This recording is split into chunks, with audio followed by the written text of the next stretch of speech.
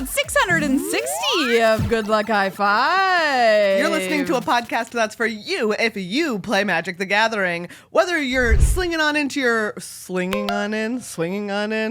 one, well, Megan. slinging if you're a magician, that's magic true. player. It's also web slinging, yeah. Or swinging in if you are a spider of any sort, man or otherwise. We're here for you, is the point. Yes, I'm one of your hosts, Spider Maria. I'm another one of your hosts, perfectly normal Megan. Oh, that's not suspicious at all. No, it's not. And we're joined this week by Spider Judge Rob. Hello. Welcome to the show, Spider Judge Rob. Judge Rob will be joining us as he is wont to do whenever we have a pre-release on the horizon, which we do this weekend. It is the Spider-Man pre-release coming at your local game store. The set will be on Arena coming up in the next week as well. And Rob is here to walk us through the set, any tricky cards, new mechanics, returning mechanics, get you ready to throw down at your store this weekend for the pre-release. You excited for the set, Rob? So, yes and no. I love Magic sets in general. I think that a lot of the individual card designs are really cool. Yes. I think that the set's a little incoherent. Oh. Rob is not here to get you artificially hyped. No, Rob will if you bring were you excited cold, about hard Spider-Man, facts. if you were excited about Spider-Man and the characters, I am so behind it, and I'm so good, with you being excited. Like looking at this set and looking at the Omen Paths version, and then looking at them is just like if you erased all the card names and put the designs in. It feels like it's just a giant pile of spiders that are from all over the place. Well, That's a terrifying That's a sentence really- you just yeah, said it there, is. Rob. Horrible. But I feel like it probably should have been named like Into the Spider-Verse instead of just Spider-Man. Because Oh, they, yeah, for sure. yeah. like they decided to have every spider character who's ever showed up for 10 frames in an animated show, you know? Yeah. It's a lot of spider people.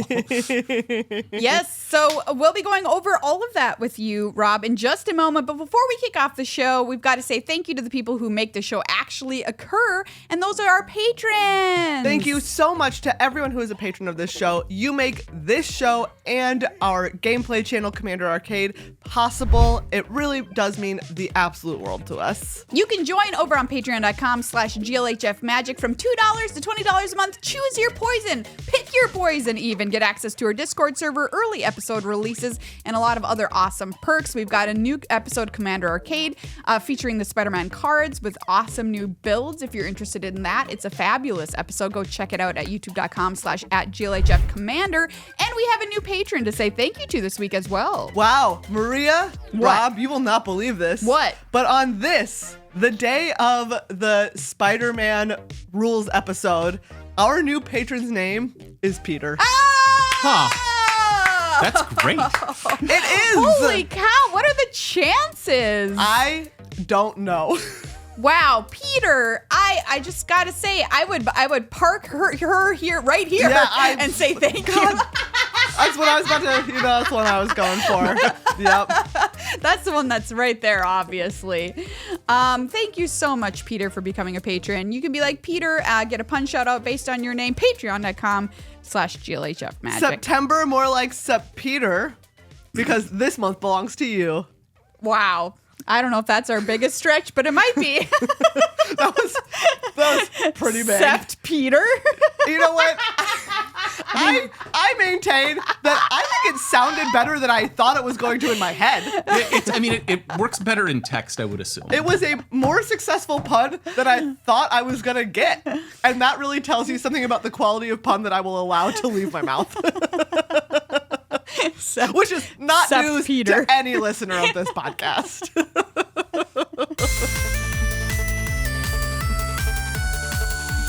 Judge Rob, here you are, and here we all are, ready to Yeah. get ready for Spider-Man Yes. at our local game stores this weekend. Before we kick off with the new and returning mechanics and the tricky cards, you like to start things off with the PSA. I do like to start with the PSA, but Megan had a plan for a PSA, and I That's want to hear right. yours. Okay, Oh. so everyone, I'm going to give you a PSA, and you're going to be like, ugh, this PSA again? And that is the point of this PSA. Because, friends, it is once again COVID season. And COVID, once again, can be an exceptionally debilitating illness, especially to those who already have chronic conditions. Some studies suggest that as high as 1 in 10 people who get COVID will end up with symptoms of long COVID. Oof. And so this is just a reminder that masking up is beneficial to you and it is beneficial to your community. So if you're heading out to the grocery store, if you're heading out to an airport on an airplane, mask up. You should mask up, and if anyone makes you socially feel weird about it, you tell them that Megan said that they're a butthead. You just look them dead in their eyes and you say, my friend Megan said that you suck. Let me wear my mask in peace. Or you could very sadly look at them and say, my brother's immunocompromised and I don't want to bring diseases home or whatever. Yeah, and that's also, really you get can also Get 'em. say that. Yeah. Get them. And like they'd be like, oh, wait, this isn't about me at all? Yeah. Be like, no, I don't. No, Oh, guess what? Yeah. It's not about them. Yeah. Which I do think is a weird thing that people have like an attitude about when it comes to masking.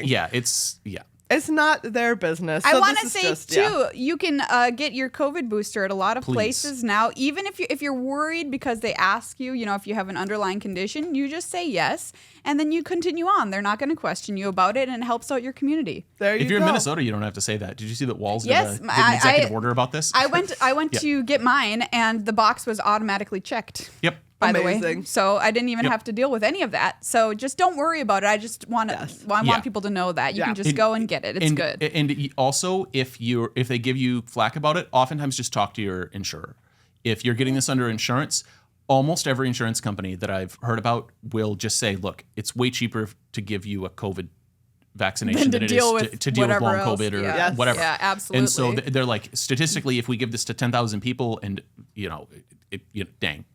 Like it's just way cheaper for them. And so your insurance company is strongly favored to just say, I don't care whether or not there's this CDC guidance, just give them the dang shot anyways. So the PSA is just that, like, I know it's so easy to forget and to want to forget that it's still a thing. But COVID, it'd still be out there, man. Still be being out there. Yep. All right. And on that note, let's hop into the Spider-Verse. Let's do it. Let's kick things off here with returning mechanics, Rob. Yeah, we've got some new ones that show up a bunch in the set that have only showed up once before. And I want to start with Connive. yeah. Connive is very, very fun. So if we look at like Scorpion, Seething Striker here. Scorpion's black and 3 for a 3/3 legendary creature, Scorpion human villain. Scorpion has Death Touch, and at the beginning of your end step, if a creature died this turn, target creature you control connives. And the reminder text is draw a card, then discard a card. And then if you discarded a non-land card, put a +1/+1 counter on that creature. Connive is very, very fun. It's looting in different things. Anytime you're instructed to connive, it could be in a trigger, it could be an activated ability, could be as part of a spell. You draw a card, then discard. And these are not optional. You have to draw, you have to discard. If you have an empty hand, you'll discard the one card that you drew. And then the counter gets put on if you discarded a non-land, and your opponent doesn't get to respond in the middle of there. So if you have Scorpion, you go to your end step, a creature died, and they want to try to kill it with a 3 damage spell, they need to do so before the connive trigger resolves. Because if they let you go to connive, you're gonna probably It's get a too counter. late. Yep. It's too late. Super relevant for like arena and stuff too, for responses. Modified is a big deal in this set. It's the red-white. It's the red-white theme. So Arana, Heart of the Spider, is white-red 1 for a 3/3 legendary creature, spider human hero. And she says, whenever you attack, put a +1/+1 counter on target attacking creature. And whenever a modified creature you control deals combat damage to a player, exile the top card of your library. You may play that card this turn. Equipment on creatures makes them modified. Auras you control on creatures makes them modified.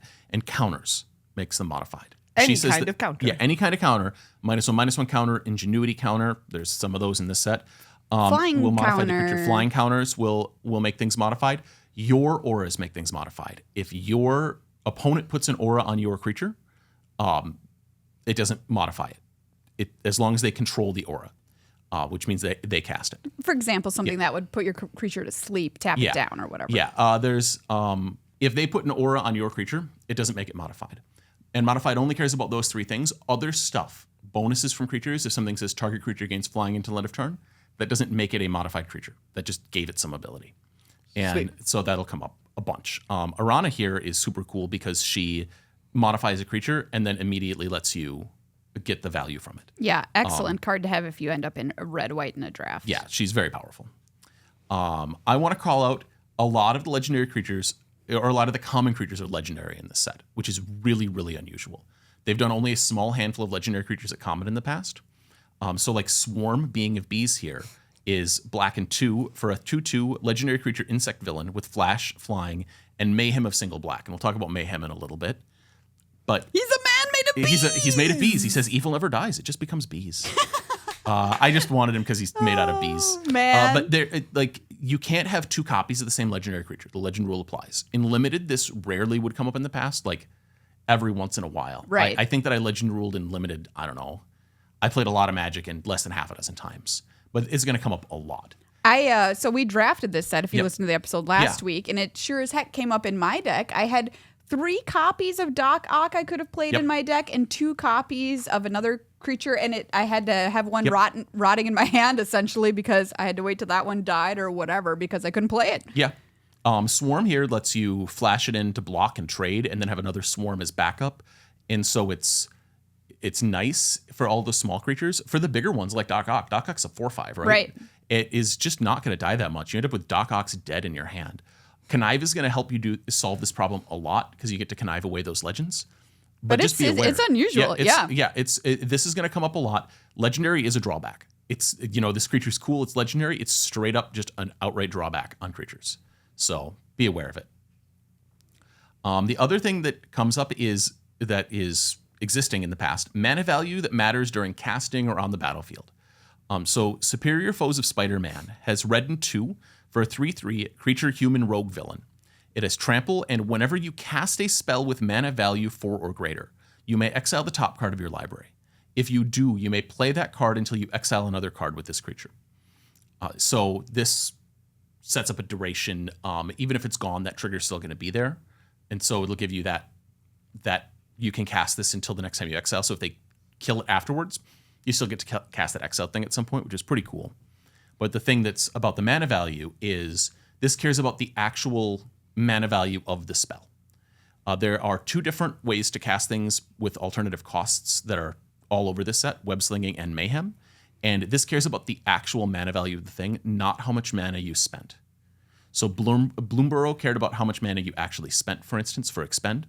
And so there was another how much mana you spent recently. Edge, was it? If you cast it, like if you spent enough mana on a spell.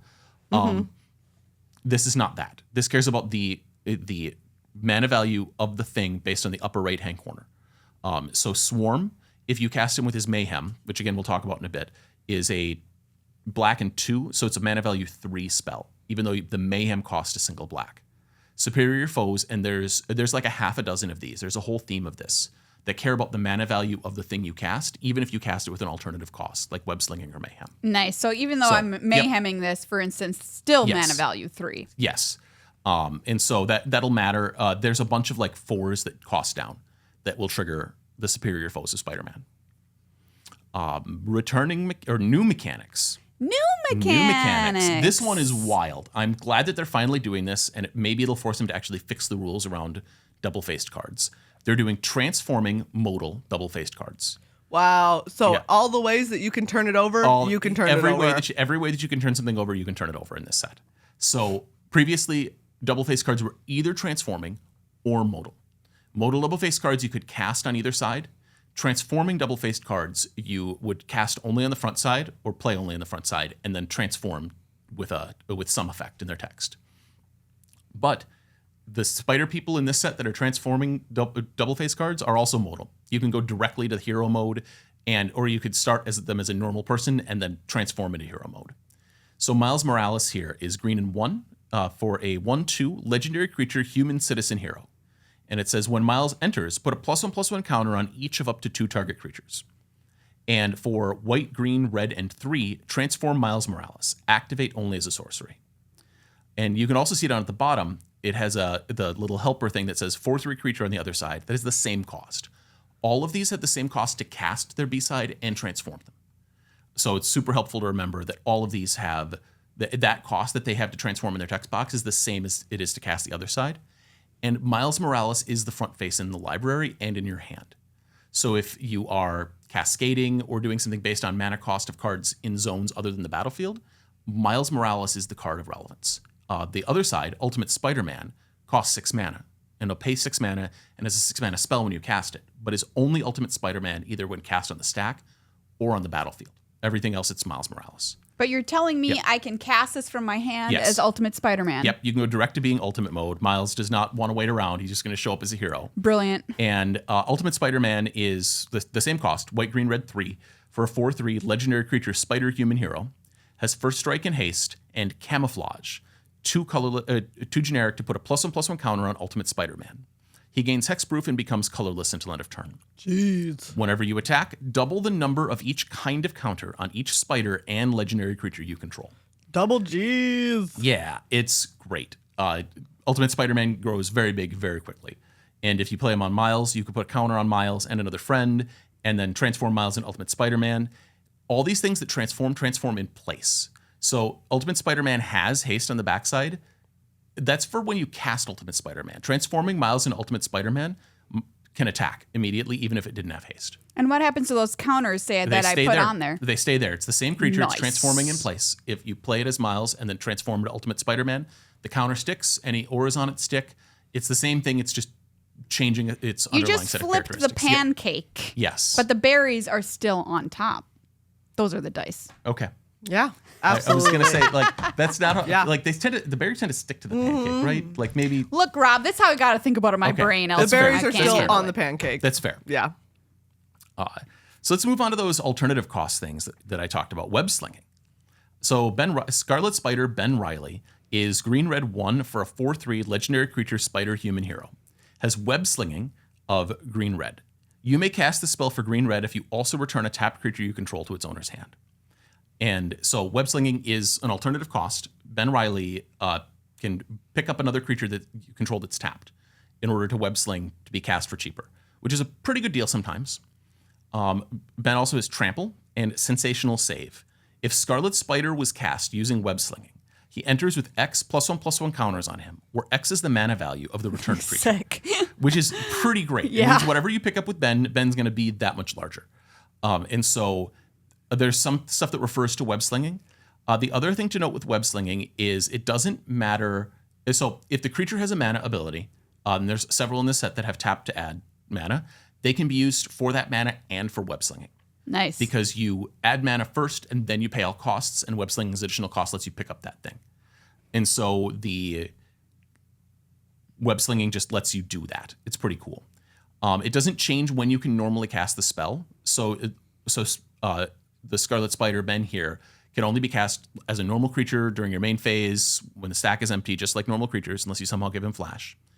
And it just makes a cheaper cost for casting. It doesn't change the timing window on this at all. Thwip. Yep. Mayhem. Mayhem is the black-red mechanic.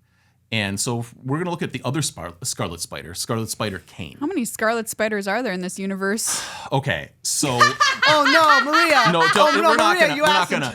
And so the Rob took off his glasses. Yeah. I was like, We're getting down to okay, business. so Ben and Kane are both clones. Oh. Ben is currently Spider-Man. He's a clone of Peter Parker, done by the Lizard, and then Doc Ock held onto him in a torture dungeon for.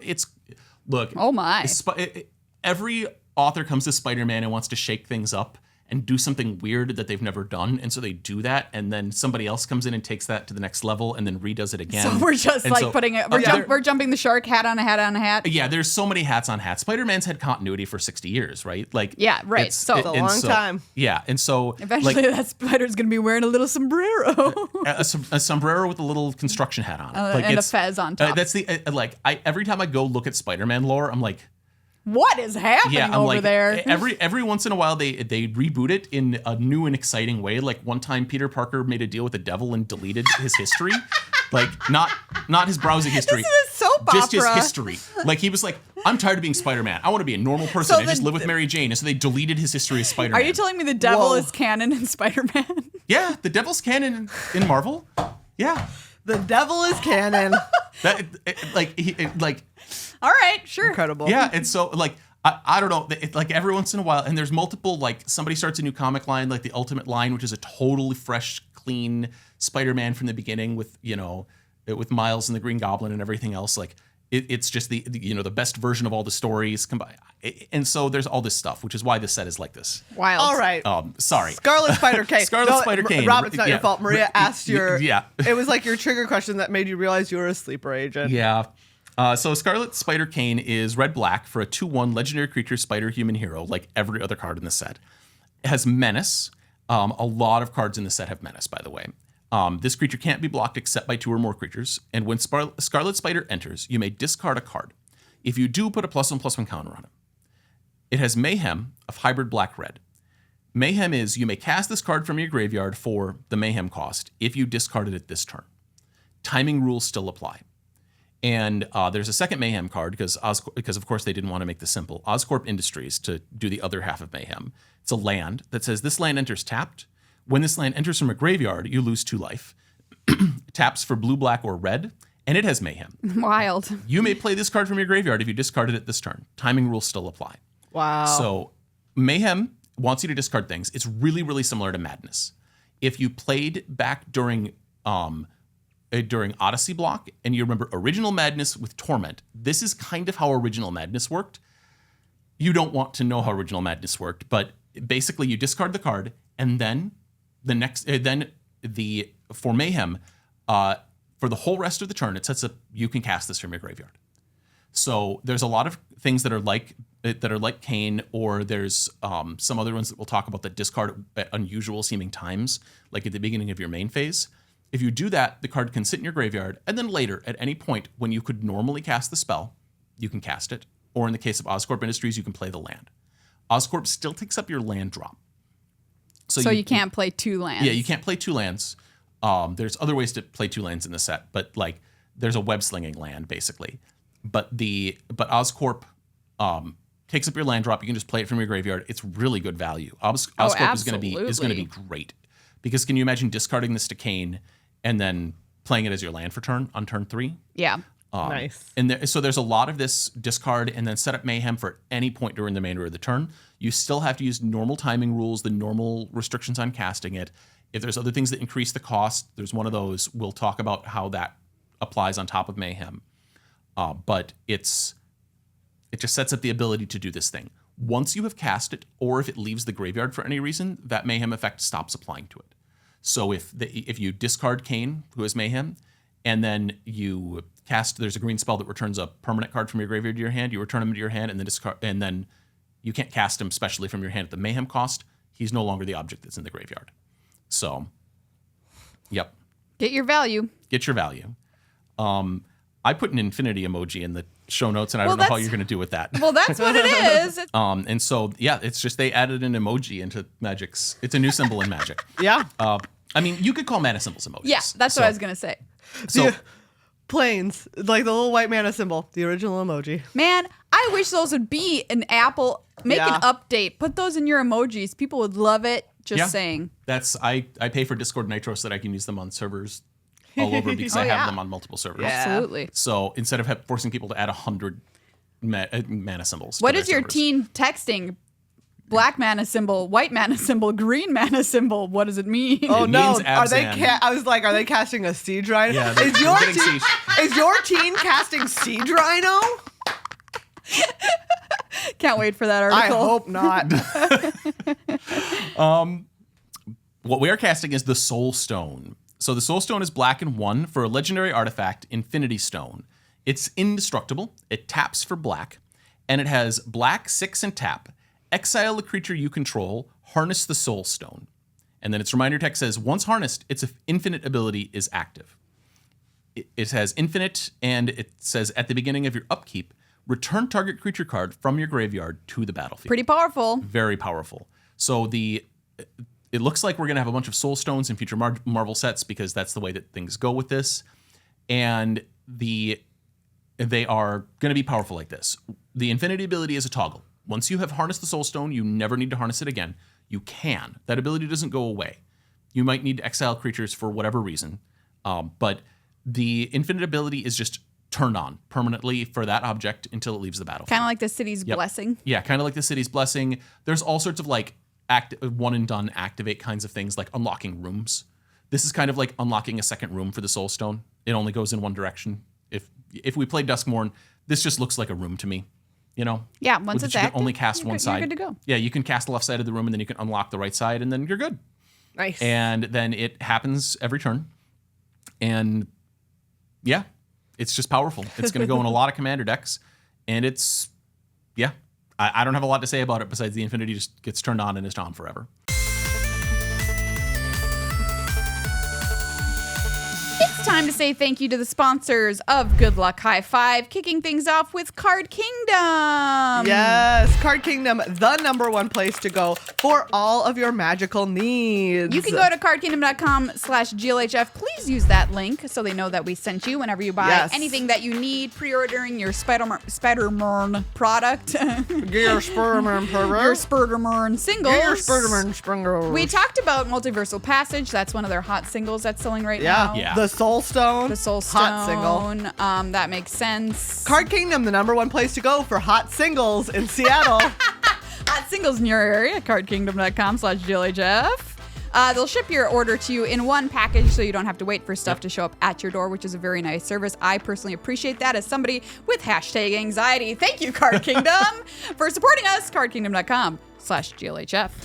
Thank you as well to our sponsor, Dragon Shield. We've got 2 gorgeous new colors that they have. There is Gooseberry, which is this beautiful pale green. I know, I love I'm like both of them. obsessed with this color. It's really It's good. really lovely. Yeah. I want to use these immediately. Yeah. And then we have Blossom, Yes. which is I wouldn't. This isn't a pink. This is like bluer than a It's pink. like it's like a pale. It's like a rose It's almost. Yes. Yeah. Yeah. Yeah. I really love it, Like- right? And the same way that this Yeah. isn't. This is like almost minty, but it's not minty. No, The it's gooseberry. It's Yeah. something else. Yep. I So like it's- both of these colors a Yeah. lot, and I think they're going to sell so much on Yeah. their website. So go and grab them right now when you Yeah. can. Use the link below this video or in the show notes, and remember to use code GLHF at checkout to save yourself 5% off. We also love Dragon Shield because they will be at MagicCon Atlanta. Yes. Coming up. You can always they have like great con exclusive sleeves and pins and stuff for sale at their booth. And we're going to be there on Sunday. Yeah. Yeah. We love stopping by. They are so lovely. They host us for an hour so that people can come and find us at 11 a.m. on Sunday at the Dragon Shield booth at MagicCon Atlanta. You can come meet not only Maria and I, who are there very often, but also Judge Rob and Judge Eric. Yes. I'm so excited. Are you excited to meet people, Rob? I'm excited to meet people. I'm excited to hang out with a bunch of people, do the spectacle stuff. I love to. I don't know.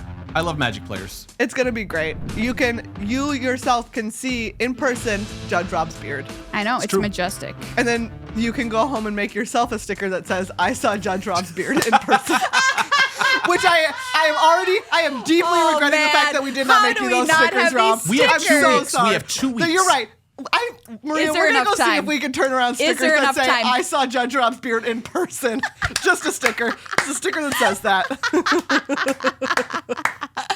Okay, well, we'll find out, everybody. But check out Dragon Shield online. Code GLHF at checkout, 5% off.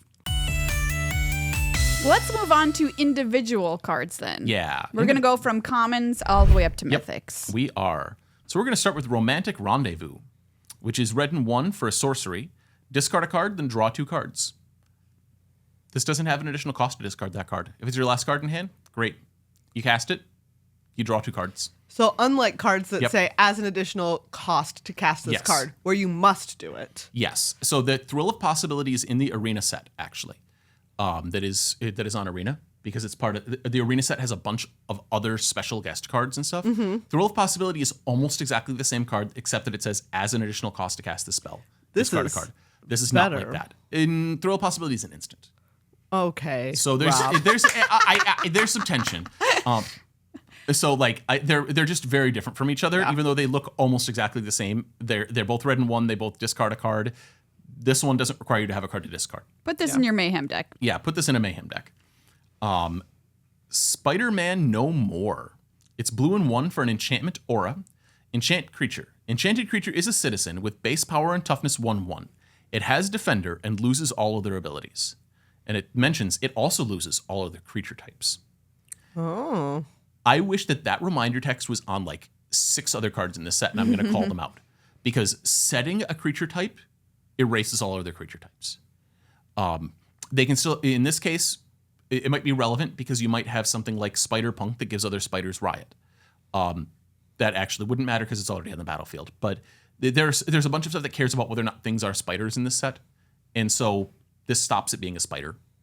And they can still gain abilities from other things that give them abilities. So if you had something that says target creature gains flying until end of turn, You can still give them abilities with Spider-Man no more.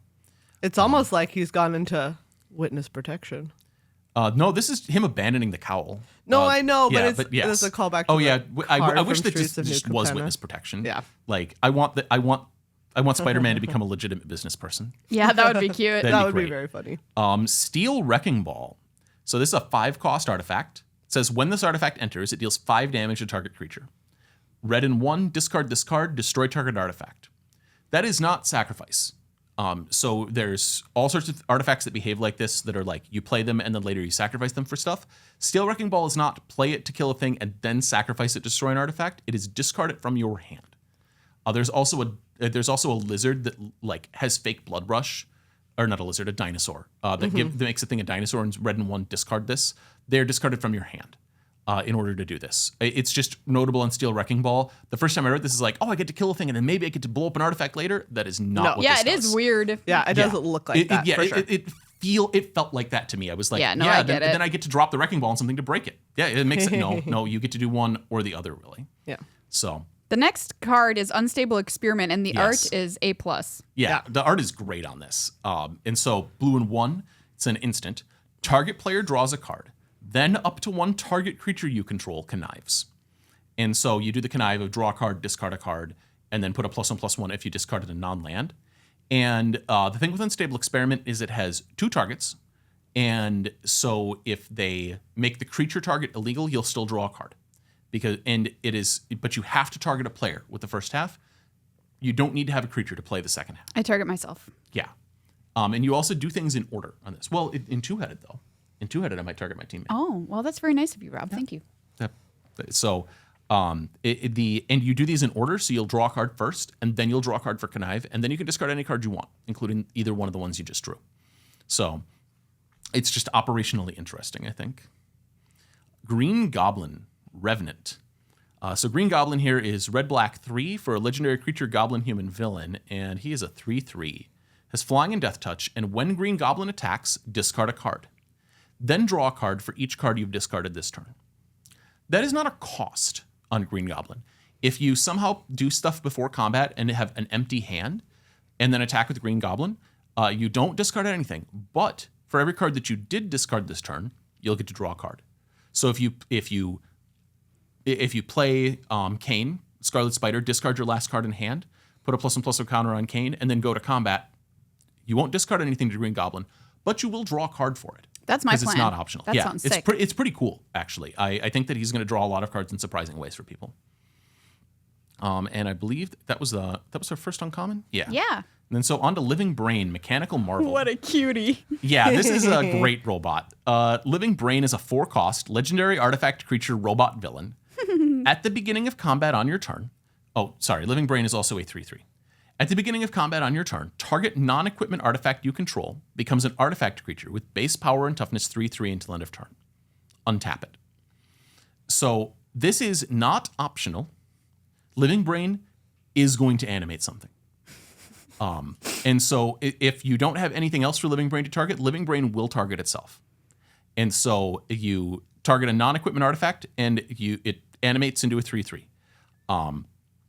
And it becomes untapped. So if Living Brain somehow was tapped for something like supportive parents use Living Brain for mana, you could then untap Living Brain and attack with him. Because he's not optional. You have to pick a target. Might mean that you're animating your hot dog card or whatever, and your opponent's going to be able to kill it, and now you're sad. But Living Brain... The dream. Yeah, Living Brain doesn't have any choice. Living Brain must animate. And Not my untap the hot thing. dog cart. It just came to life. Yes. Sandman's Quicksand. Black 1 for a sorcery. It has Mayhem of black and 3. So you may cast this card from your graveyard for black and 3 if you discarded it this turn. Timing rules still apply. So all creatures get -2/-2 until end of turn. If this spell's Mayhem cost is paid, creatures your opponents control get -2/-2 until end of turn instead. Nice. So this is one of a handful of things that are better if you web-sling or Mayhem them. They call out the thing like Ben Riley, the Scarlet Spider, called out if his web-slinging cost is paid, he got a bonus. This is just like that. The bonus is Sandman doesn't kill your own things if he's on the Mayhem plan, which is pretty cool. This is my. I'm always on the Mayhem plan. Thanks, That's a good Sandman. idea. What a guy. The thing with it is like read cards all the way through because if you just read the first half of this card and didn't play it as a result, you might be surprised. This is actually really good. Yeah, Asymmetrical for -2/-2 is pretty great. Secret Identity, which is the same card name in both Through the Omen Paths and Yes, that really threw Yes. me, Rob. We talked about it last Yeah. week, but I was not expecting some of the cards names to be the same and some to be different, but that's the case. I want more of them to be the same. I think that there's a whole bunch of generic ones that they could have just made the same. Yeah, they could have had. Yeah. Like there's an Enchanted Carriage, which like the card in this set is just like it's like a fairy. It's like so old why fairy. why is it different? Yeah, why is it? Who It's can say? fairies are things like They if exist. you go read Lord of the Rings, they take the Brandywine fairy, right? Like so like it's not anything that's any different. It could just be like an old dude on an old rotted ferry.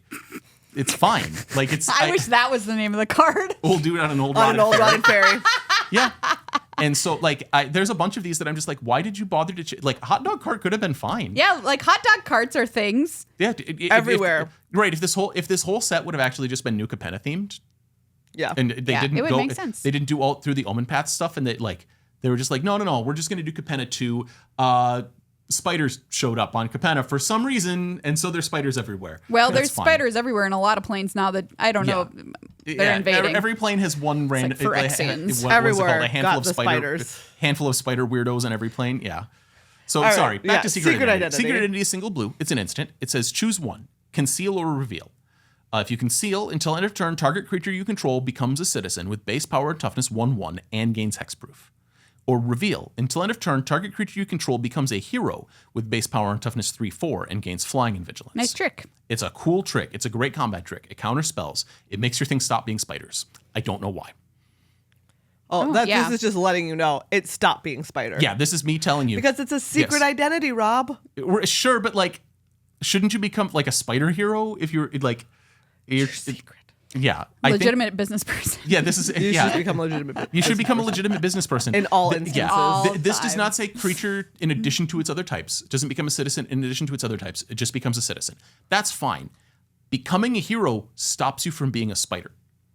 It removes all of your other types and says your only type is hero for the duration of this. Oh, effect. interesting. Yeah. For the That's reveal. what I mean is for both of these. Yeah. It doesn't say it becomes in addition to its other types. It just says becomes a hero. Okay, so for both, you're not a halves. spider Yep, anymore. You're not a spider. okay. In both instances. You're just like not a spider, not a villain, not a human. Nope, just a hero. You're nothing. You're nothing. nothing but either a citizen or a hero. Because at the end of the day, isn't that just the truth? Yep. Yeah.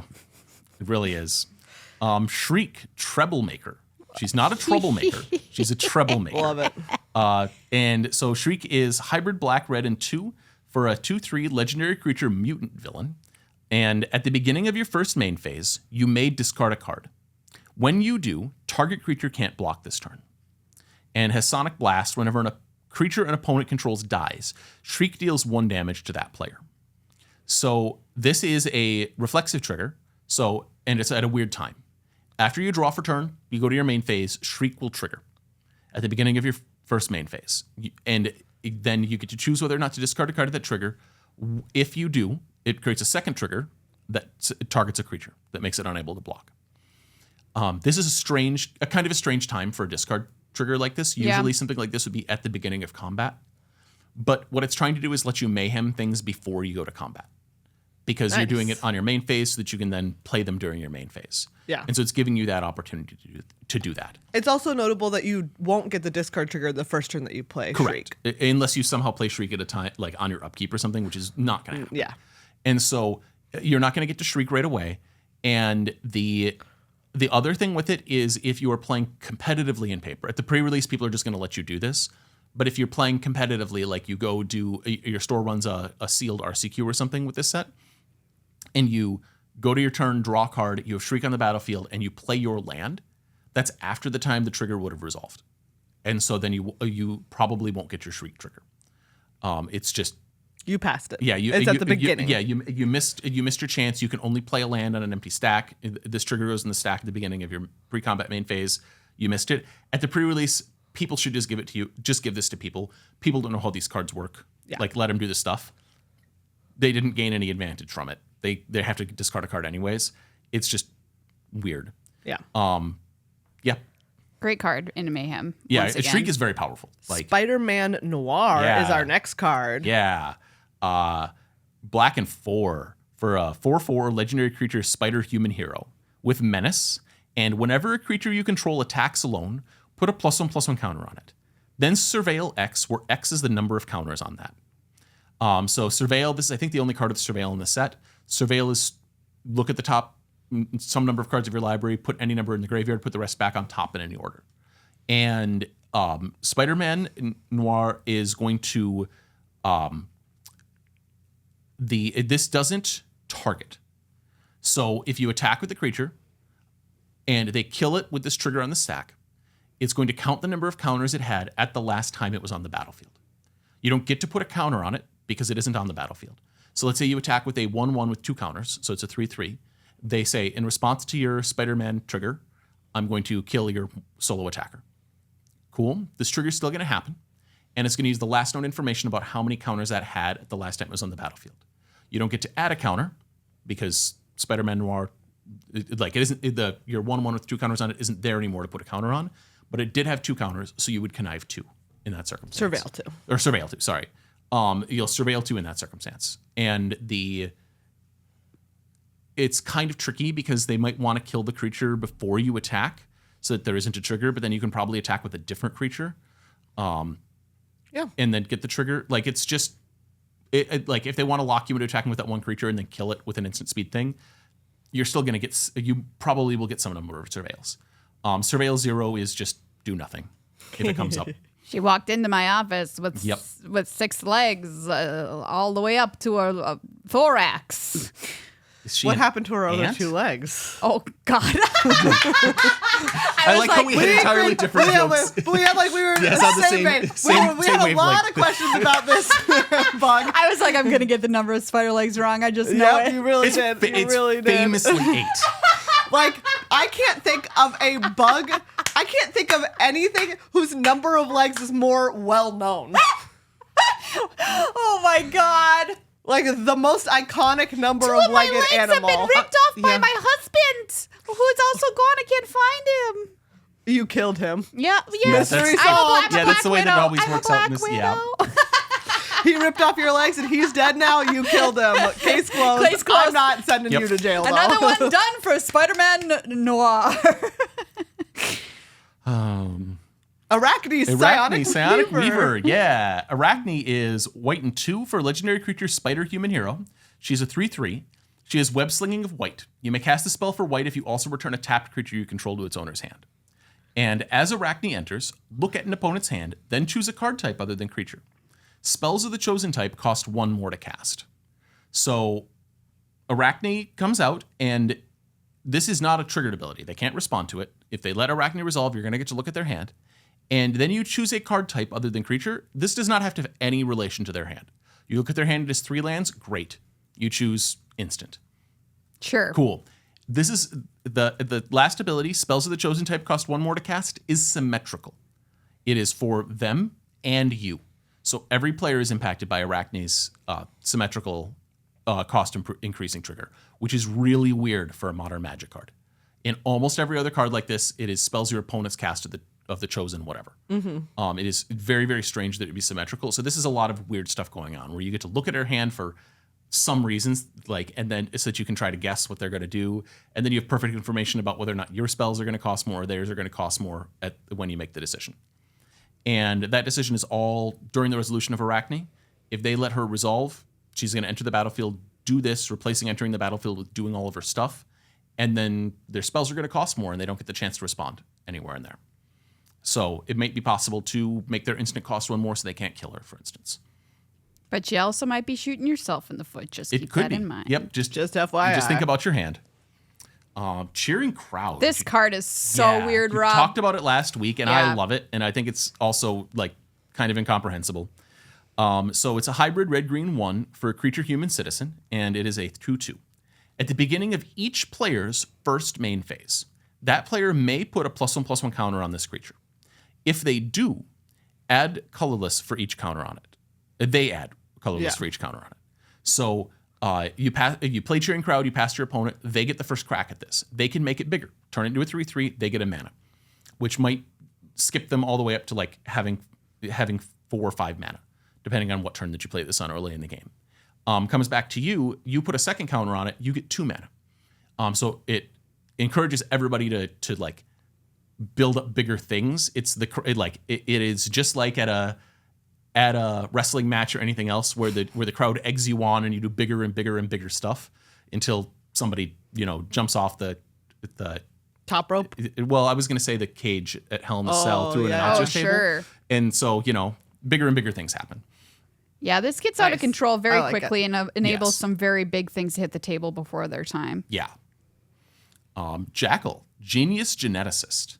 Blue-green for a 1/1 legendary creature human scientist villain. Trample. Whenever you cast a creature spell with mana value equal to Jackal's power, copy that spell, except the copy isn't legendary. Then put a +1/+1 counter on Jackal. And then it reminds you the copy becomes a token. This card sick. is wild.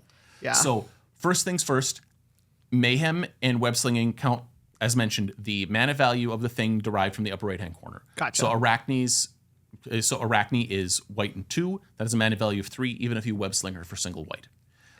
Jackal will not copy her. Yes, unless his power is already 3. Yes. And so the Jackal scales up pretty quickly. And like you usually only get 1 crack at most things. And like the copied tokens not being legendary, things that copy those copy tokens maintain the not legendary. So you can clone that non-legendary token and get a non-legendary token back out because it was created as part of the copy effect with that different set of characteristics. The copy resolves first. So if you play a creature and make a copy of that, the token is going to resolve before the original copy if that matters for something. Like for instance, you say have Miles Morales. That is the token copy of Miles resolves first. Could target say Jackal and Miles. Then the real Miles resolves and it could target the token copy and the real Miles. If you make a token copy of something that is a double-faced object, that token is double-faced. So if you copy one of the double-faced things, you could then transform it. There's a bunch of other complicated rules around copies and double-facedness and everything else, but basically you could still transform Ultimate Spider-Man if he entered the battlefield or if he got cast underneath Jackal. And the other side, the Ultimate Spider-Man, if you played Miles and transformed him into Ultimate Spider-Man, the legendary is also removed from Ultimate Spider-Man because it's all part of that copy effect that removed the legendary from that. Removed it from the whole thing. Yeah. It's very weird. I agree. So, J. Jonah Jameson. This is if this set exists for one card to exist, it's this card. Yes, I agree. If they made a secret lair that Totally. was just like 15 arts of this, it would be. I would be excited about that more than the set. But J. Jonah here is red and 2 for a 2/2 legendary creature human citizen. When J. Jonah Jameson enters, suspect up to 1 target creature. A suspected creature has menace and can't block. This is the only thing that suspects something in the set. This is from Murders at Karlov Manor. Yes. So, and this is a permanent thing. You point at that thing and say it's suspected until it leaves the battlefield. It can't block and it is a menace. And whenever a creature you control with menace attacks, create a treasure token. J. Jonah gets paid for writing stories about things that he considers menaces. Yeah, it's perfect. The flavor, really 10 out of incredible. 10. This Really is nice this stuff. is this is absolutely everything I wanted of a J. Jonah card. Like no notes. But just be aware that suspect doesn't modify the thing either. If you suspect a creature, it does not become modified. It's not a counter. It just is a simply, statement that's it's not changed. Yes. It's suspected for who it always was. Right. I suggest that if you're playing this in paper, you put some kind of a note on there that says this is suspected. It probably will be remembered, but sometimes you might pick up J. Jonah with web slinging and then replay him and make 2 things suspected, and it becomes super annoying. Also, suspect is usable both on your creatures and your opponent's creatures. Right. It's really cool. J. Jonah can come out, point at your opponent's creature, say that thing is a menace, and it can't block anymore.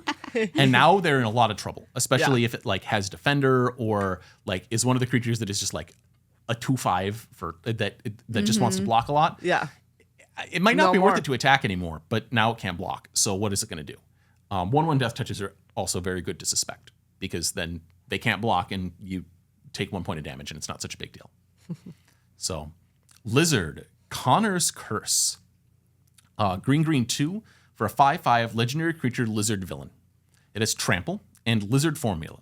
When Lizard Connor's Curse enters, up to one other target creature loses all abilities and becomes a green lizard creature with base power and toughness 4/4.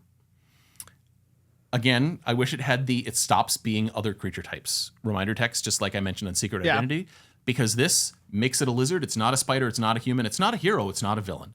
It's just a lizard. Just a lizard. It's just a lizard. This formula Yes. turned it into just a lizard.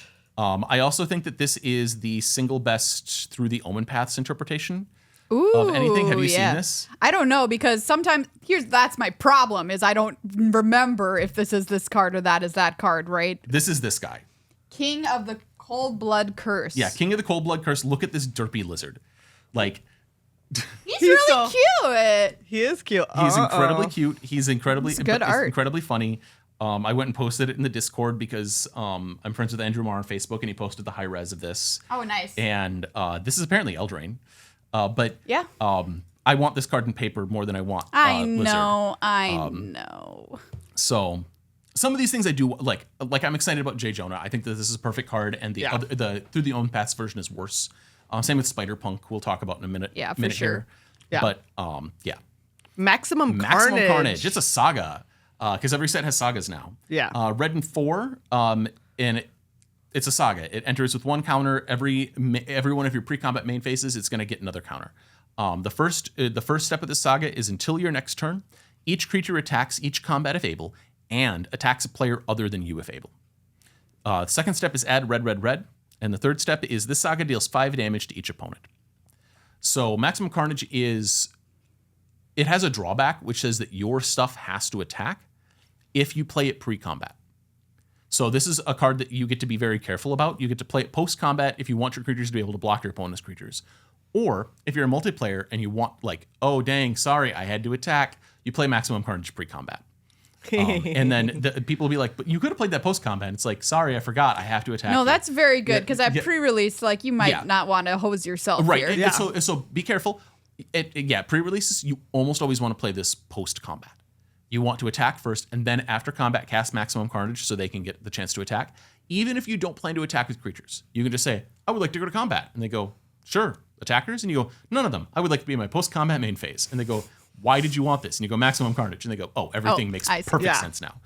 Because I everybody's see. creatures, everyone's creatures have to attack, including yours, from Maximum Carnage. And Carnage is in the Yeah. art. Nice. Nicely Yes. done.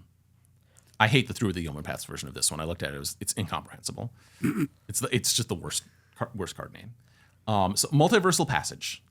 This is a land. As this land enters, choose a basic land type. Then you may pay 2 life. If you don't, it enters tapped. This land is the chosen type. This gives it the ability to tap for that color of mana. I love it, actually. It's super cool. It's great. And so this is going to, anytime that it's put onto the battlefield, anywhere, this replaces entering the battlefield with make a choice and then make a second choice. The phrasing is a little ambiguous because as this enters, choose a basic land type, period. Then you may pay 2 life, period.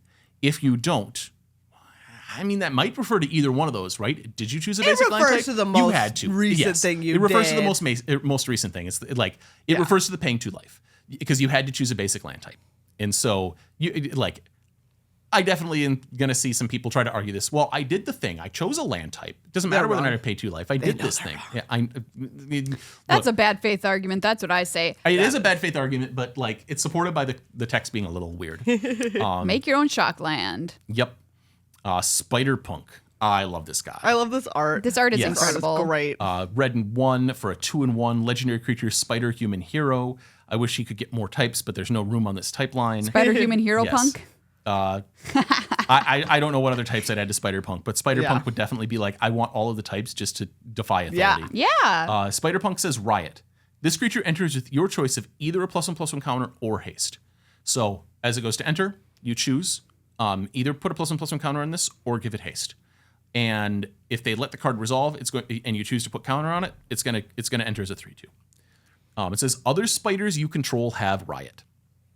Spells and abilities can't be countered.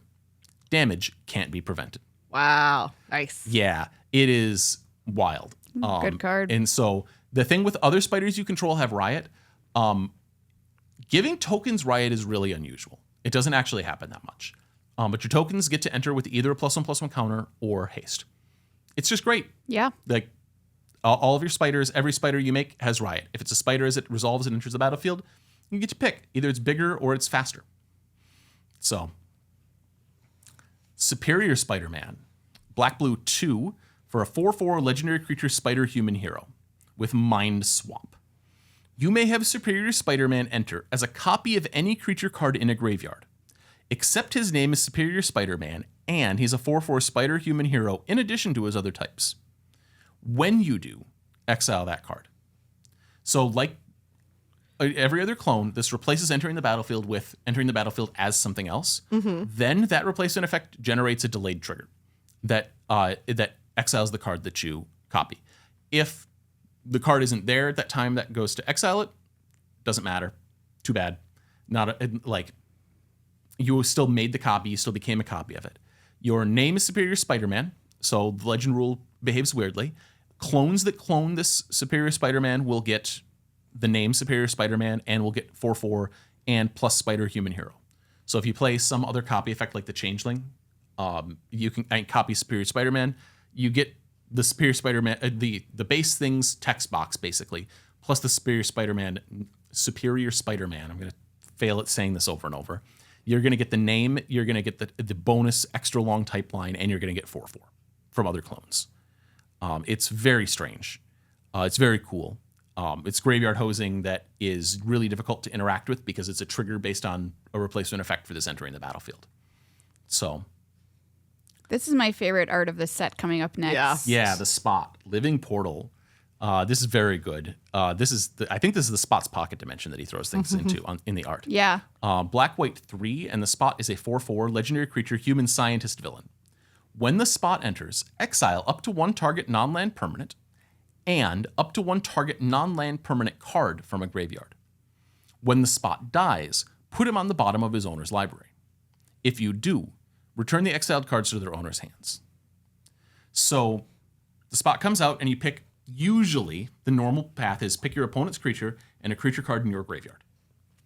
Then when the Spot dies, if it's unlimited, you'll be like, all right, the Spot has gone to the graveyard, and then it's going to there's a trigger. And then when that trigger resolves, chuck the Spot on the bottom and then give the things back to their owners in their hands.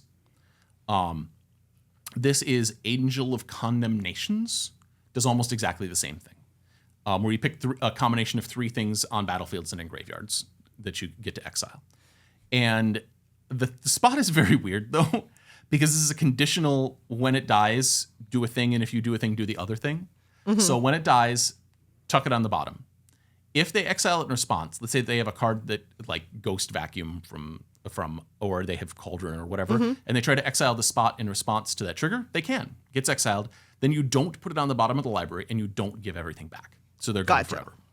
The Spot also can let you permanently exile cards from graveyards in a very stupid way. The Spot does not say up to one other target non-land permanent. So the Spot can target itself with its own trigger.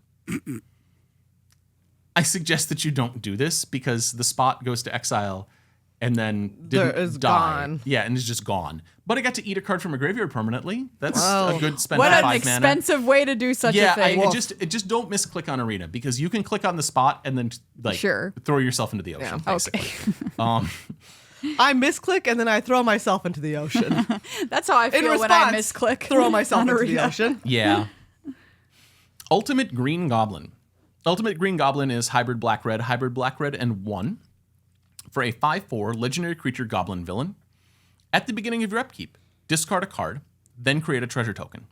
Mayhem of hybrid black red and 2. If you discard it at this turn, you can cast it from your graveyard. So Ultimate Green Goblin's deal here is that's not a cost. At the beginning of your upkeep, if you have no cards in hand, that's fine. He doesn't care. He just gives you treasure. He just steals stuff. 5/4 for 3 mana. 5/4 for 3 mana. This card Get is out of town. incredible. Well, and it's got the drawback of setting up Mayhem. If you discard stuff to Ultimate Green Goblin during your upkeep, you can cast them during your main phase. Because Mayhem sets up until the end of the turn. For the remainder of the turn, you can cast that thing. Which is pretty helpful.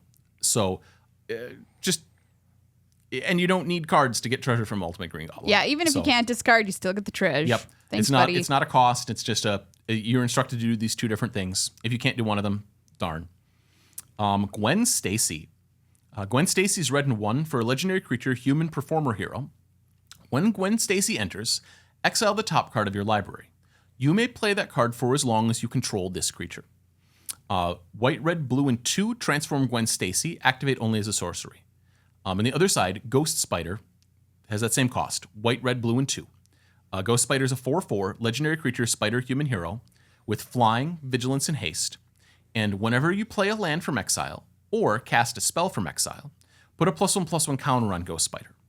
Remove 2 counters from Ghost Spider. Exile the top card of your library. You may play that card this turn. Nice. This is going to your Killing the Kid deck, Megan.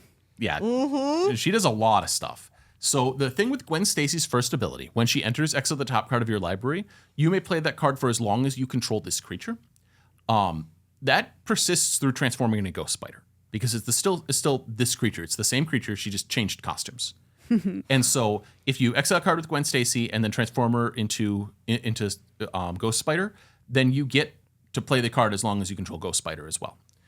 Which can put a +1/+1 counter on Ghost Spider because whenever you play a land from exile or cast a spell from exile, put a +1/+1 counter on Ghost Spider. So you might just cast Gwen Stacy to set up the ability to get Ghost Spider to be bigger. It's tricky because Ghost Spider needs other things as well in order to really chain upwards, but it's fine.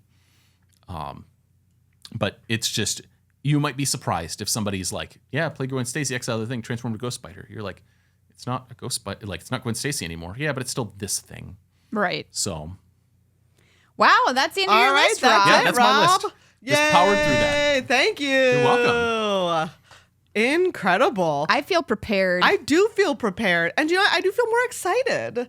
Like these cards, I'm excited to play these cards. I'm always excited to play a new card. Yeah, what can I say? I'm I a am. sucker for new cards. The designs, some of them are super cool and interesting. Like, Yes. As a card, Spider-Punk is cool. Multiversal Passage is just an interesting rare land that I'm surprised they've never made before.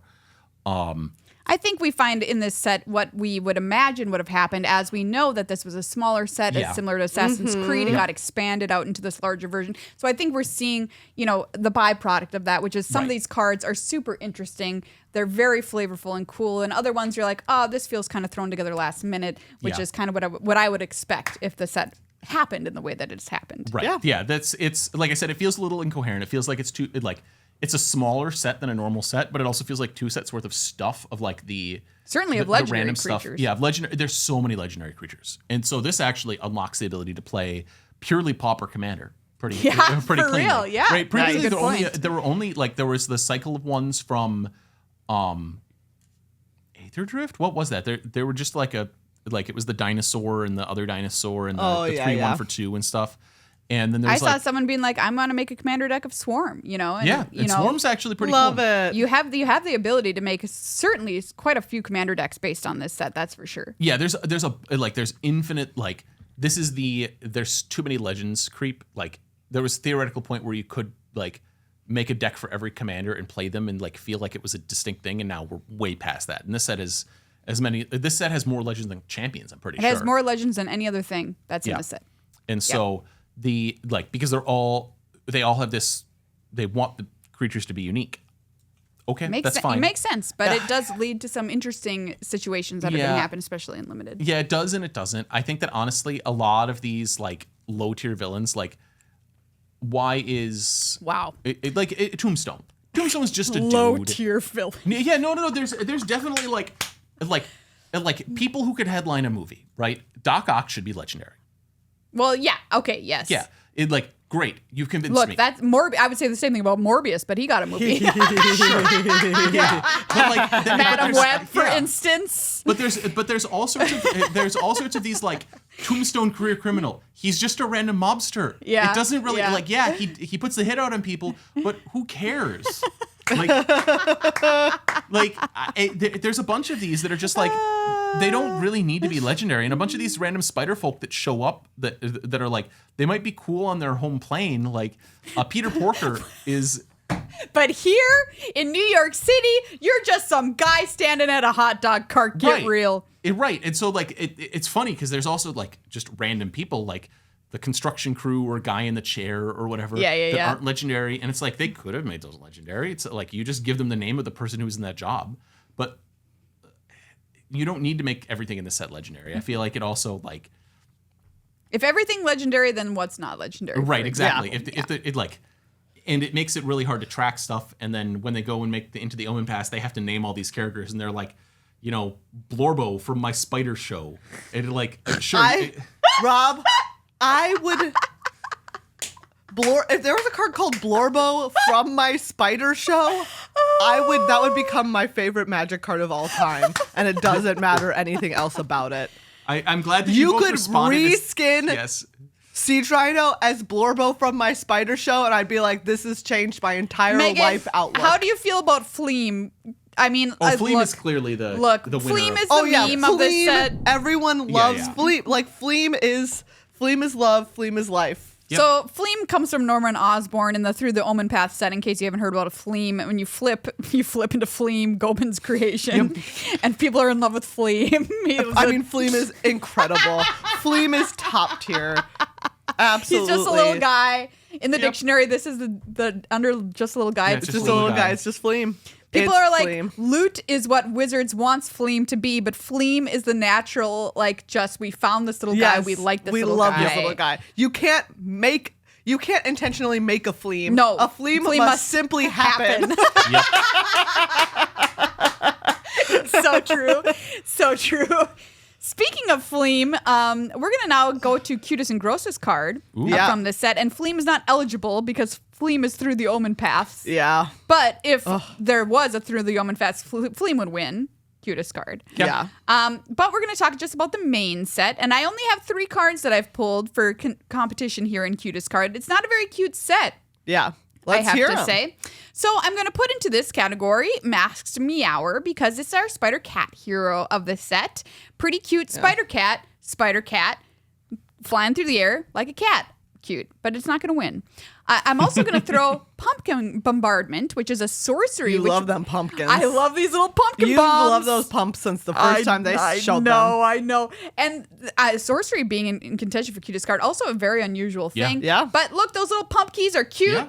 We're coming up on spooky season, Yeah. and I am here for it.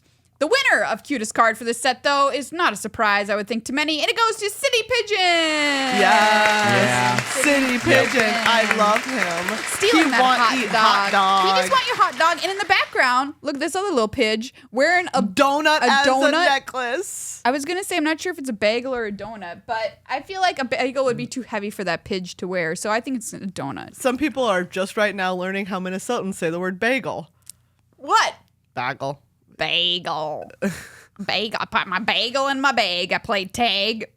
Bag. Okay. Yeah. Yeah, but City Pigeon, very cute activity, stealing a hot dog. Yeah. It wins Cutest card. Congratulations. And you know what?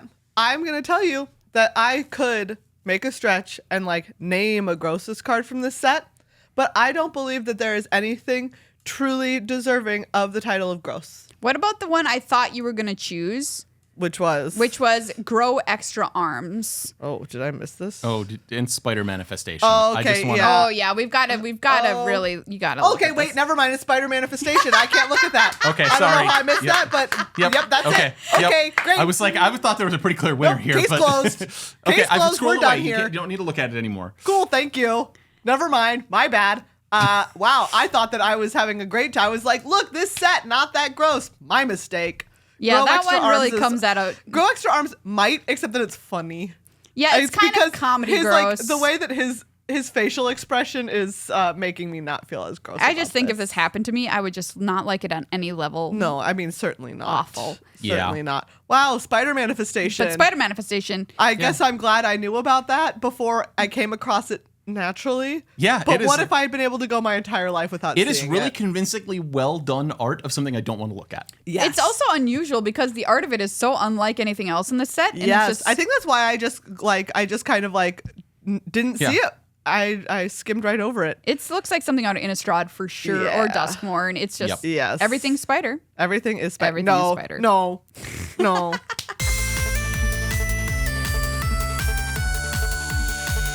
Well, friends, thank you so much for joining us for another episode of Good Luck High Five. Thank you to Judge Rob for giving us Yes, a spectacular you're welcome. Spider-Man Rob. rundown. Yeah. This set, it looks cool. I like the individual high point cards are very high. I wish it was a little bit different.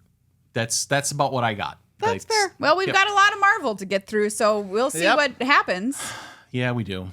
I am as always, right? Spider-Man. I know it's really been lovely to see on our Commander Arcade video some people talking about how much they love Spider-Man Yes. because it reminds me that there are people for whom, right? Like I'm really looking forward to Avatar: The Last Airbender. Yep. There are people for whom this is Yes, that that's already. their Yes. thing. And Absolutely. I can always just look forward to playing new Magic, right? Yeah. I'm looking forward to playing a new Magic set. And there are Correct. people for whom the Spider-Man-ness of it all is very meaningful. And I'm Yes. really happy for them also. Yes, I'm for the people that are excited about the Spider-Man components, I'm very, very happy. I think Yes. that the set itself as a set, like when I file off all the words and file off all the names and just look at the text and how it behaves as a set, I think it's underwhelming to me.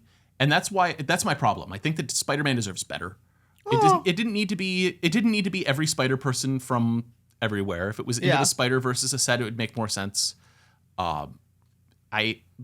If you look at the execution on the Final Fantasy set, that was really, really good. As a set, Final Fantasy was very well done. Yeah. And I think that Spider-Man could be well done like that too. And I don't feel like that the set as a whole as a cohesive unit doesn't excite me as much as that. Like I said, the high point cards, the flavor for some of this stuff is home runs. I just want it to be better. Yeah, I get So- that, Rob. So get it. whatever ended Yep. up happening for Yep. why the set turned out a little bit weird, I think, is partially to blame for that. But like Yeah. Megan said, in the end, for me, it doesn't matter because I just want to play new cards, and so I'll put those spiders right into my veins. As disturbing No. as You're that gonna get sentence manifested is. like a spider. Oh, boy. I will take Oh, it. boy. But everyone, remember Sunday, 11 a.m. at the Dragon Shield booth at MagicCon Atlanta. Come meet us and Judge Rob. Say hi. Thank you to Dragon Shield. Thank you to Card Kingdom. Thank you to Peter Parker. That's canon. He is now a patron. He is a patron. Of this Become a patron. podcast. Be a hero like Peter Parker. Oh, that's nice. It's time to celebrate Sep Peter. I cannot get behind that. It's like when you see a band at a casino and they're like, it's Rocktober. And you're like, okay, I get that. But then they're like, it's Rocktember. I've seen that. And I'm like, absolutely Stretching not. it. Rockuary. I would celebrate Rockuary. Now, if it's a Rock, band, that, rock roll. yeah, if it's a band that I'm like, I know that they don't take themselves too seriously, right? I Like, would be into them celebrating Rockuary. Yeah, sure. If I show up and they're like, yeah, welcome to I'm just saying, you can't have Rocktember and Rocktober. You just can't. Too much rock. It's Rock's too hard. Rocktober, I'll accept. Rocktember, I just can't get behind it. that's fair. I think we need to rename all the months anyways. So like maybe this is just a reason to start. And if you want to hear about Rob's renaming of the month, become a producer because we're about to have an extra conversation with Judge Rob about renaming the month. Is that what we're Thank you so much, everybody.